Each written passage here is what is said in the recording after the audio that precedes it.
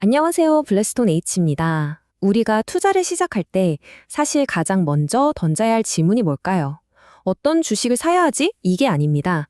바로 나는 왜 투자를 하는가? 바로 이 질문이죠.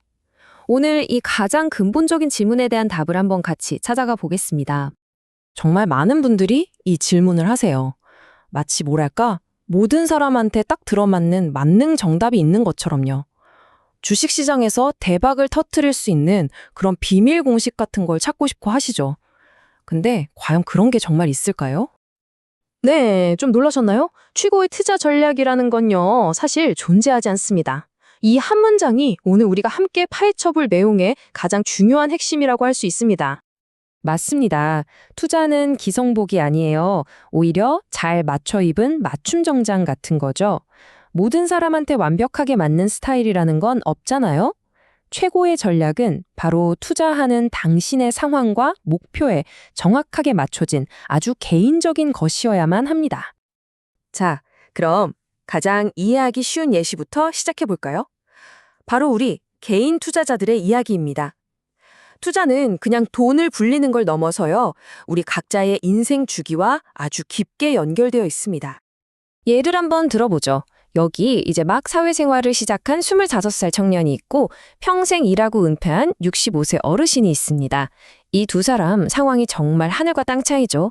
25살 청년한테는 앞으로 40년 넘게 벌어들일 소득, 그러니까 인적 자본이라는 아주 막강한 자산이 있어요.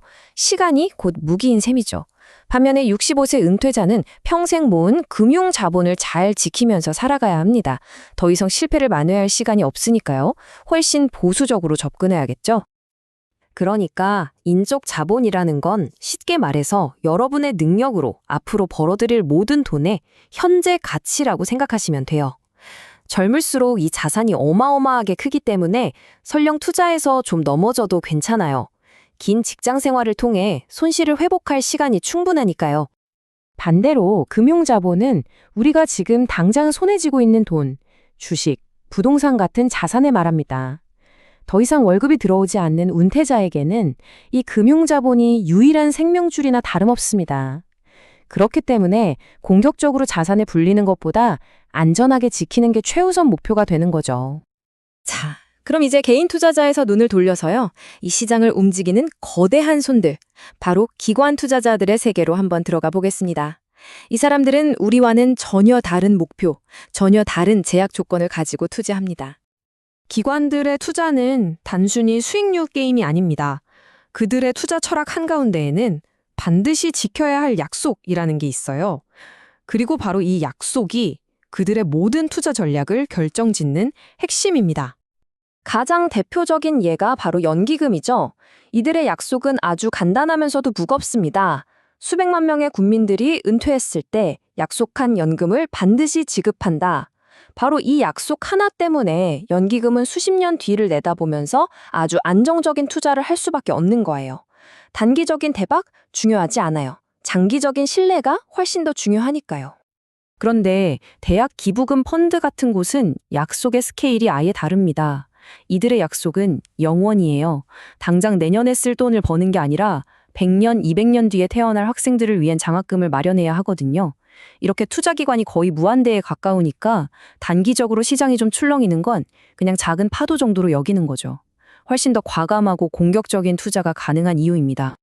보험사는 또 어떨까요? 이들의 약속은 만약의 사태에 대비하는 것입니다. 갑자기 큰 태풍이 오거나 지진 같은 재난이 터졌을 때 즉시 거액의 보험금을 내줘야 하잖아요. 언제 돈이 필요할지 모르기 때문에 보험사는 수익률이 조금 낮더라도 언제든 바로 현금으로 바꿀 수 있는 안전자산, 즉 유동성이 높은 채권 같은 곳에 집중적으로 투자하는 겁니다.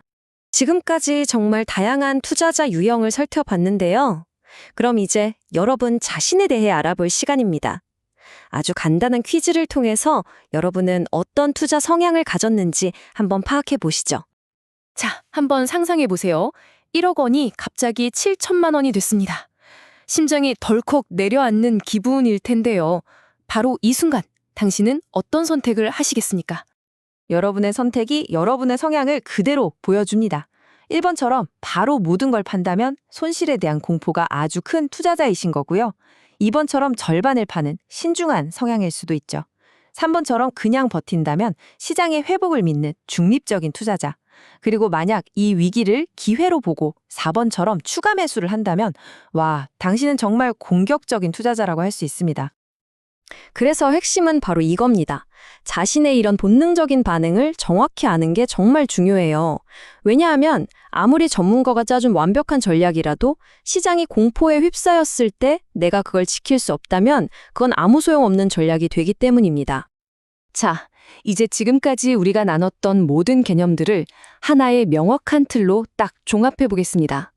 이 매트릭스를 보시면 여러 투자자 유형과 그들의 목표를 한눈에 파악하실 수 있을 겁니다.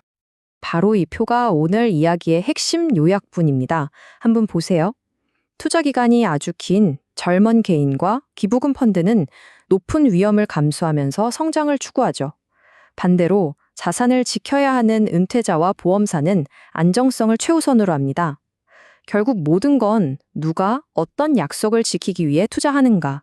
이 질문 하나로 돌아오는 거예요. 여러분의 목적이 곧 여러분의 전략을 결정하는 겁니다. 결국 성공적인 투자의 첫걸음은 시장을 예측하는 게 아니에요. 바로 나 자신을 아는 겁니다. 나의 상황, 나의 목표, 그리고 나의 성향까지.